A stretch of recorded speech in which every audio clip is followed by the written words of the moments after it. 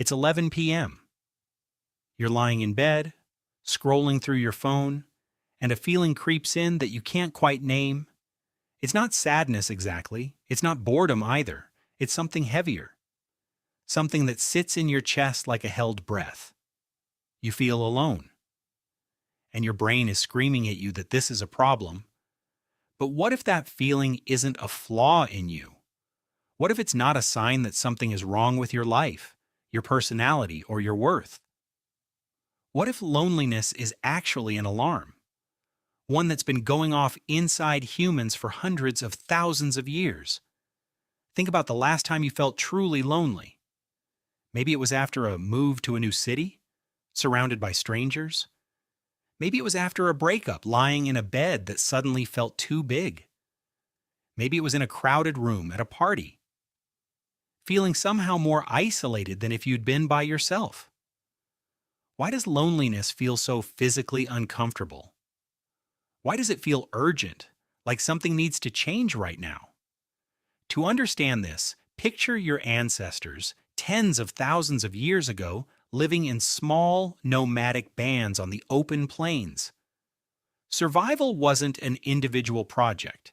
A person alone in that world had no chance. No group meant no protection from predators.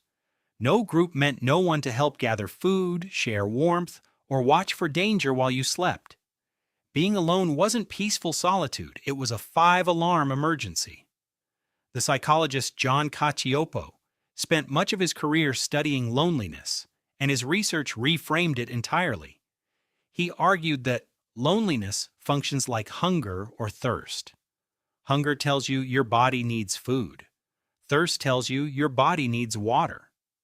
Loneliness, Cacioppo proposed, tells you that you need social connection, and it does this the same way physical pain tells you to pull your hand off a hot stove. Fast, uncomfortable, and impossible to ignore. That reframing changes everything. Loneliness isn't a character flaw or a sign of failure. It's a biological signal, as real and as urgent as being hungry. But here's where the story gets more interesting, and a little stranger. If loneliness is an alarm, why does it sometimes feel like it's making things worse instead of better? Cacioppo's research found something that seems almost contradictory at first. Chronic loneliness doesn't just make people feel sad, it makes them hypervigilant. Lonely individuals in his studies showed heightened attention to social threats, more sensitivity to rejection, and a tendency to interpret neutral interactions as negative. In other words, loneliness doesn't just ask you to seek connection, it also makes you more suspicious of the people around you. Why would evolution build something so seemingly self-defeating? The answer comes back to that ancient survival logic. If your ancestors found themselves separated from their group, perhaps lost, perhaps exiled, perhaps simply wandering too far from camp, the smartest thing their brain could do was ramp up threat detection. Alone, with no group to rely on, every rustle in the grass mattered more. Every stranger was a bigger unknown.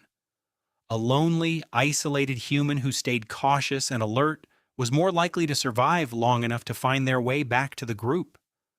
A lonely human who relaxed and let their guard down was in serious danger. So the alarm doesn't just say, "Go find people." It also says, "Be careful until you do."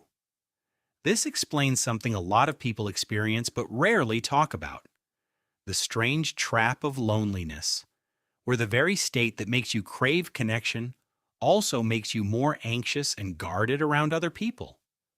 You want closeness, but some part of you is also scanning for reasons to pull back. That's not a contradiction in your character. It's the ancient system doing exactly what it was built to do, just in a world where the threat is rarely what it used to be. There's another layer to this that neuroscience has only recently been able to see directly. Brain imaging studies have shown that social pain, the kind you feel during rejection or isolation, activates overlapping regions with physical pain.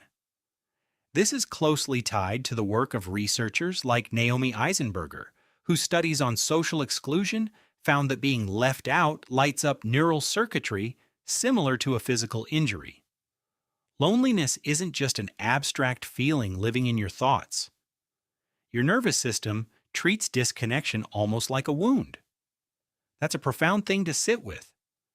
Your body isn't overreacting when loneliness feels physically heavy. It's treating a lack of connection the way it would treat a genuine injury, because for most of human history, that's essentially what it was. Now think about how different loneliness looks today compared to the environment your brain was built for. Your ancestors lived in tight bands of maybe 30 to 50 people, everyone known, everyone essential, contact constant and physical. Today, you might live in a city of millions and still feel isolated. You might have hundreds of online followers and still feel unseen. You might be surrounded by coworkers all day and still go home to a silence that feels unbearable. This mismatch matters. Modern loneliness often isn't about a true absence of people. It's about an absence of the kind of connection your ancient alarm system is actually looking for. Closeness, mutual reliance, the feeling of being known and needed by people who would notice if you disappeared. Scrolling through a feed of hundreds of acquaintances can leave that ancient alarm completely unsatisfied because quantity was never what it was designed to measure. It was built to detect whether you had people who would come looking for you. This is why loneliness can strike even in a crowd, and why deep, quality connection with even a few people can quiet an alarm that surface-level socializing never touches. Understanding this doesn't make loneliness disappear, but it does something valuable. It reframes the feeling. That heaviness in your chest at 11 p.m. isn't proof that something is broken in you. It isn't evidence that you're unlikable or destined to be alone.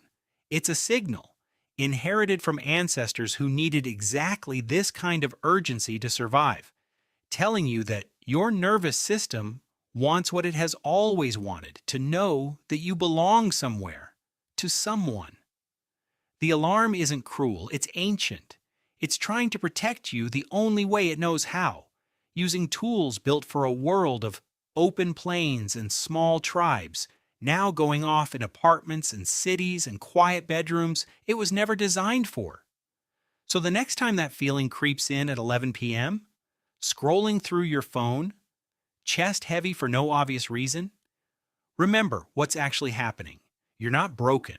You're not failing at something everyone else finds easy.